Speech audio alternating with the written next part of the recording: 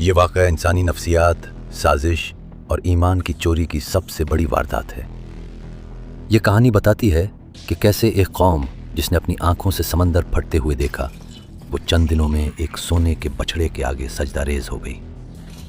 یہ کہانی کسی جاہل قوم کی نہیں، یہ ان لوگوں کی کہانی ہے جن کے پاس ہارون علیہ السلام جیسا نبی موجود تھا، مگر وہ ایک جادوگر کے فریب میں آ گئے۔ وہ جادوگر جس کا نام سامری تھا، جس نے مٹی میں ایسی چیز ملائی کہ بے جان سونا بولنے لگا۔ انسان کی یادداشت کتنی کمزور ہو سکتی ہے۔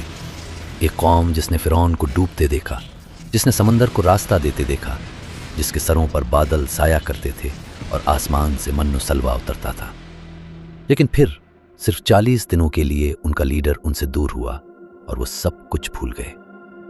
انہوں نے آسمانوں کے رب کو چھوڑ کر اپنے ہاتھوں سے بنائے ہوئے ایک جانور کو رب مان لیا۔ بنی اسرائیل مصر سے نکل کر صحرائے سینا میں محفوظ ہو چکے تھے۔ اب وقت تھا کہ انہیں ایک قانون دیا جائے۔ اللہ نے حضرت موسیٰ علیہ السلام کو کوہ طور پر بلایا۔ وعدہ 30 راتوں کا تھا، جو بعد میں بڑھ کر 40 ہو گئیں۔ حضرت موسیٰ علیہ السلام اپنی قوم سے بہت محبت کرتے تھے۔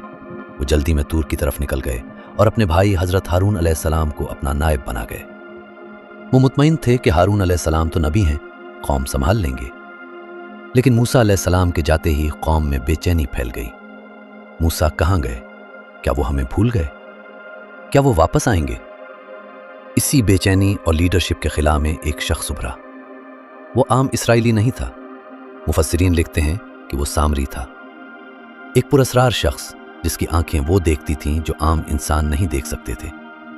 وہ منافق تھا، بظاہر موسیٰ علیہ السلام کے ساتھ تھا، مگر اندر ہی اندر وہ اپنی خدائی جمانا چاہتا تھا۔ بنی اسرائیل جو مصر سے نکلے تھے تو وہ خالی ہاتھ نہیں تھے۔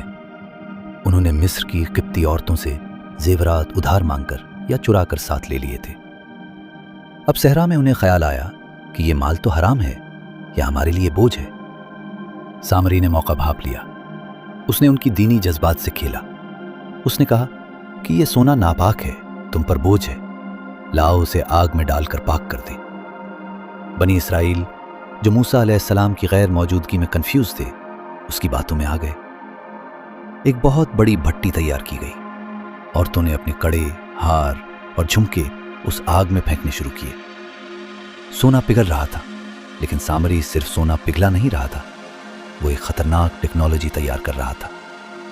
جب فرعون غرق ہو رہا تھا اور موسیٰ علیہ السلام سمندر پار کر رہے تھے تو جبرائیل امین علیہ السلام گھوڑے پر سوار وہاں موجود تھے۔ سامری نے اس وقت کچھ ایسا دیکھا جو کسی اور نے نہیں دیکھا۔ اس نے دیکھا کہ جبرائیل علیہ السلام کے گھوڑے کا سم جہاں زمین پر پڑتا ہے، وہاں کی بے جان مٹی میں زندگی آ جاتی ہے۔ سامری نے چالاکی سے وہ زندگی والی مٹی مٹھی بھر کر اپنی جیب میں رکھ لی تھی۔ اسے معلوم تھا کہ یہ عام مٹی نہیں، یہ حیات کا جوہر ہے۔ اب جب سونا پگھل رہا تھا اور اس نے ایک بچھڑے کا سانچہ تیار کیا تو اس نے چپکے سے وہ مٹی اس پگھلے ہوئے سونے میں ڈال دی۔ یہ سائنس اور جادو کا ایک عجیب ملاپ تھا۔ بچھڑا تیار ہو گیا، خالص سونے کا چمکتا ہوا مجسمہ۔ لیکن یہ محض ایک مورتی نہیں تھی۔ جب ہوا چلی تو اس بچھڑے کے اندر سے ایک آواز نکلی، ایک گائے جیسی ڈکارنے کی آواز۔ کچھ مفسرین کہتے ہیں کہ اس مٹی کی وجہ سے اس میں زندگی کے آثار آ گئے تھے۔ کچھ کہتے ہیں کہ سامری نے اسے انجینئرنگ کے ذریعے ایسا ڈیزائن کیا تھا کہ ہوا گزرنے پر وہ آواز نکالتا۔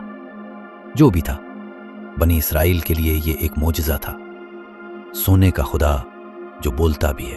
سامری نے نعرہ لگایا کہ یہ ہے تمہارا خدا، اور موسیٰ کا خدا بھی یہی ہے۔ موسیٰ تو بھول کر طور پر اسے ڈھونڈنے چلے گئے۔ قوم موسیٰ علیہ السلام کو یاد کر رہی تھی۔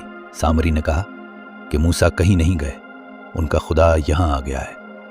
یہ جملہ آگ کی طرح پھیل گیا۔ وہ قوم جس نے اللہ کی قدرت دیکھی تھی، اب ایک سونے کے جانور کے آگے سجدے کر رہی تھی، اس کے گرد ناچ رہی تھی۔ ہزاروں لوگ شرک میں ڈوب گئے، جشن منایا جانے لگا۔ اس ہنگامے کے بیچ حضرت ہارون علیہ السلام کھڑے تھے۔ وہ اللہ کے نبی تھے۔ وہ چیخ چیخ کر روکتے رہے کہ اے میری قوم، تم فتنے میں پڑ گئے ہو، تمہارا رب تو رحمان ہے، میری پیروی کرو۔ لیکن سامری کا جادو سر چڑھ کر بول رہا تھا۔ قوم نے اپنے نبی کو دھمکی دی کہ اگر تم نے ہمیں روکا تو ہم تمہیں قتل کر دیں گے، ہم اسی کی پوجا کریں گے جب تک موسیٰ واپس نہ آ جائیں۔ حضرت ہارون علیہ السلام بے بس ہو گئے۔ انہیں ڈر تھا کہ اگر سختی کی تو بنی اسرائیل آپس میں لڑ پڑیں گے اور قوم دو ٹکڑے ہو جائے گی۔ انہوں نے صبر کیا اور موسیٰ علیہ السلام کی واپسی کا انتظار کرنے لگے۔ کوہ طور پر اللہ نے موسیٰ علیہ السلام کو بتا دیا کہ ہم نے تمہاری قوم کو آزما لیا ہے اور سامری نے انہیں گمراہ کر دیا ہے۔ حضرت موسیٰ علیہ السلام کے ہاتھ میں تورات کی تختیاں تھیں۔ خبر سن کر ان کا دل ٹوٹ گیا اور خون کھول اٹھا۔ وہ واپس لوٹے۔ جب انہوں نے اپنی قوم کو بچڑے کے گرد ناچتے دیکھا تو غصے اور غم کی ایسی کیفیت طاری ہوئی جو بیان سے باہر ہے۔ قرآن کہتا ہے کہ موسیٰ علیہ السلام نے تختیاں زمین پر پھینک دی۔ وہ اپنے بھائی ہارون علیہ السلام کی طرف بڑھے، ان کے سر کے بال اور داڑھی پکڑ لی اور جھنجھوڑ کر کہا کہ جب تم نے دیکھا کہ یہ گمراہ ہو رہے ہیں تو تم نے کیوں نہ روکا؟ ہارون علیہ السلام نے عاجزی سے کہا کہ میری داڑھی نہ پکڑو، مجھے ڈر تھا کہ تم کہو گے کہ میں نے بنی اسرائیل میں پھوٹ ڈال دی۔ موسیٰ علیہ السلام کا غصہ ہارون علیہ السلام سے ہٹ گیا۔ اب باری تھی سامری کی۔ موسیٰ علیہ السلام نے سامری سے پوچھا کہ تیرا کیا معاملہ ہے؟ تو نے یہ کیا کیا؟ سامری نے فخر سے جواب دیا کہ میں نے وہ چیز دیکھی جو ان لوگوں نے نہیں دیکھی۔ میں نے اس کے نشان سے ایک مٹھی بھر لی اور بچھڑے میں ڈال دی۔ میرے دل نے مجھے یہی سجھایا۔ موسیٰ علیہ السلام نے اس کی سزا سنائی کہ جا، اب زندگی بھر تو کہتا پھرے گا کہ مجھے ہاتھ نہ لگانا۔ اس پر ایسی لعنت مسلط ہوئی کہ اگر وہ کسی کو چھوتا یا کوئی اسے چھوتا تو اسے شدید بخار اور جلن ہوتی تھی۔ وہ تنہائی، ذلت اور پاگل پن کی موت مر گیا۔ موسیٰ علیہ السلام نے بچھڑے کے بارے میں حکم دیا کہ ہم اسے جلا کر ریزہ ریزہ کر دیں گے اور سمندر میں بہا دیں گے۔ سونا بھی گیا، خدا بھی گیا اور عزت بھی گئی۔ پھر بنی اسرائیل کو حکم دیا گیا کہ اپنے آپ کو قتل کرو۔ ہزاروں لوگ مارے گئے تاکہ انہیں یاد رہے کہ توحید کی قیمت کیا ہے۔ آخرکار اللہ نے باقی لوگوں کی توبہ قبول کر لی۔ یہ واقعہ آج بھی زندہ ہے۔ آج کا سامری ہمیں جھوٹے خداؤں کی طرف بلاتا ہے۔ سبق یہ ہے کہ چمکتی ہوئی چیز سونا ہو سکتی ہے مگر خدا نہیں ہو سکتی۔ خدا وہی ہے جو دلوں میں بستا ہے۔